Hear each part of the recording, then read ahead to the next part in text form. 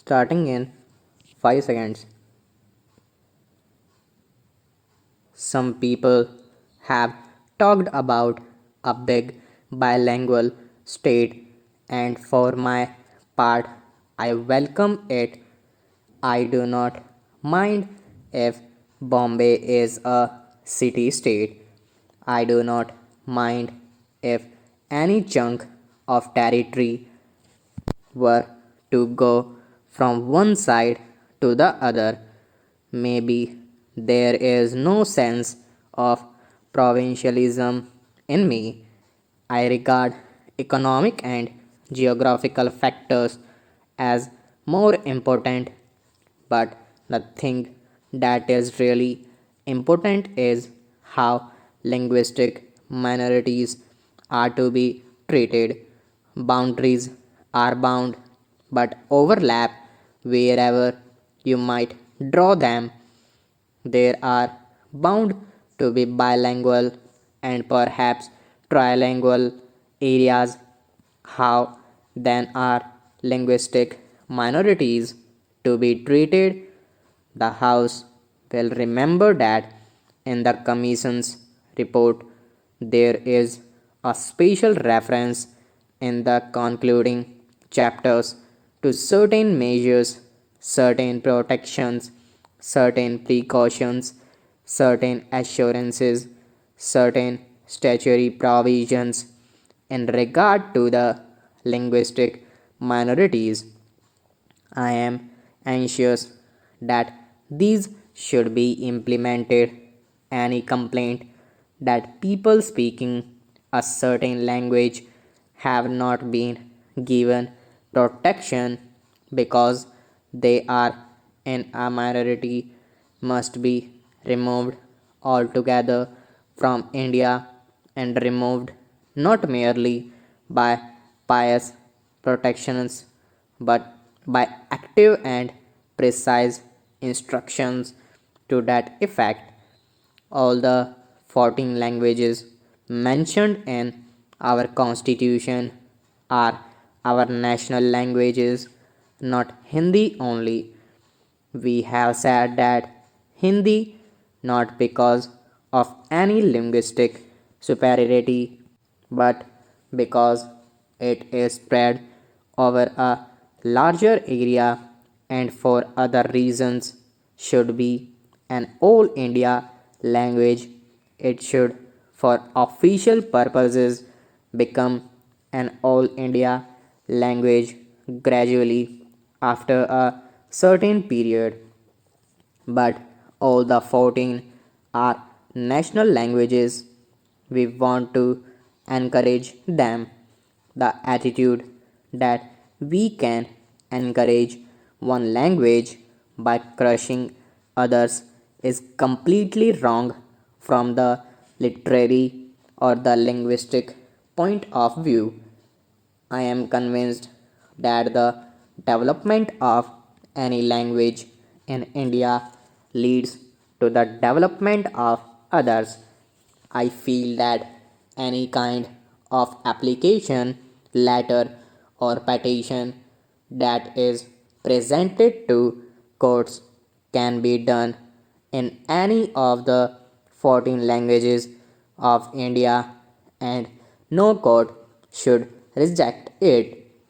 If that is so about every language in India, it should be so especially in regard to the actual languages spoken in a certain area. They should be given official position in that area in applications and other matters. After all, government issues notices so that they may be understood not with the intention of encouraging or discouraging a language. Unnoticed, misunderstood is useless.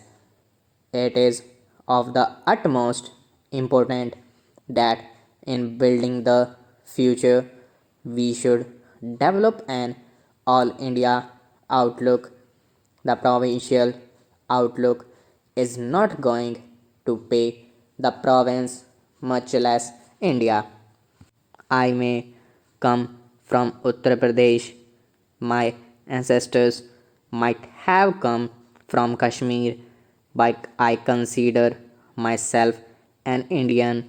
I feel that I have inherited every great dad and tradition of India from Cape Comorin to the Himalayas. Sometimes comparisons are made among people of the various provinces.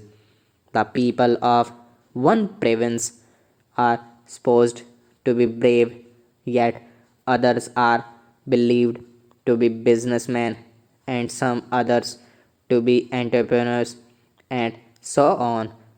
All this thinking is unfortunately the reflex of the caste system, a bane and curse to this country. Which province or state is there in India which does not have a proud tradition of its own? Go to the south to Tamil Nadu. They have a great language and great traditions, military and the rest. Go the Andhra and they will tell you about the farmer famous Andhra empires of old. I inherit all this legacy.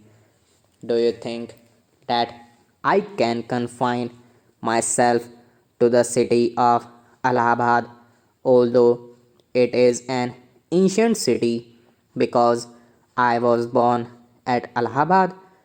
I claim to have a right to the glory of every other part of India. Everybody knows the vital part Maharashtra has played in India's history, in military achievement, in scholarship, in literature, and finally in the struggle for freedom. The Maharashtrian or Gujaratis or the Tamilian do not require protection. They are big enough. The people who do require protection are our border people. Geography has made India what it is, with the Himalaya and the seas protecting it. Whatever internal division and dissensions and conflicts we have had in India in the past few thousands of years, the concept of India has remained. The concept of India, Bharat, or Hindustan has remained and has kept us mentally together.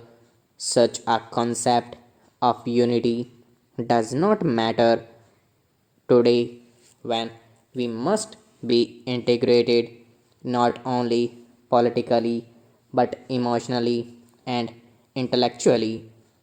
It is painful how, in the last few months, we have displayed not to ourselves alone but to the world that we are not integrated in our minds and hearts.